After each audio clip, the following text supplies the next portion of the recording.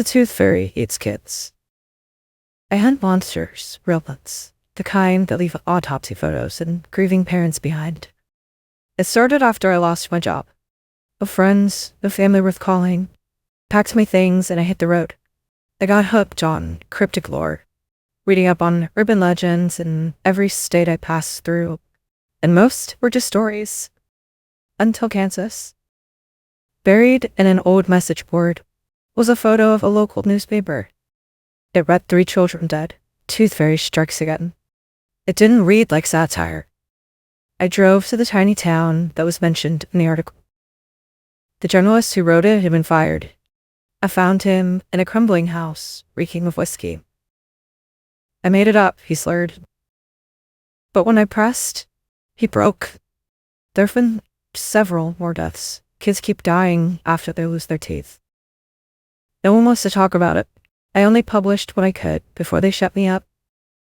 He showed me photos, autopsies of small skulls with shattered jaws, teeth torn out, and sometimes more than just one tooth missing. The attacks seem random, he said, but I noticed a pattern. Each kid left a tooth under their pillow. They weren't visited, they were fed on. I told him I wasn't a cop or a reporter, just someone who wanted to stop whatever this thing was. A few days later, we found a lead. A young couple whose daughter had lost a tooth in a playground accident. They were terrified. Everyone in town knew what losing a tooth meant. We made a plan. That night, the girl went to bed with her tooth under her pillow. Parents stayed downstairs with us, glued to the baby monitor. For hours, nothing. Then, static. A shape emerged in the glitchy field. Tall, crooked, silent.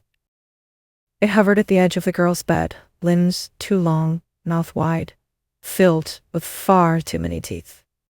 It burst in. It fired a shotgun round. It exploded in a blast of teeth. One caught the reporter in the face. It came for me.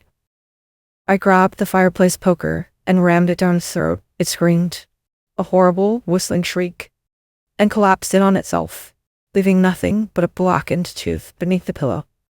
The girl lived. The town sighed in relief. But a month later, I saw an article in Idaho. 2 more children dead. Both had just lost their first tooth.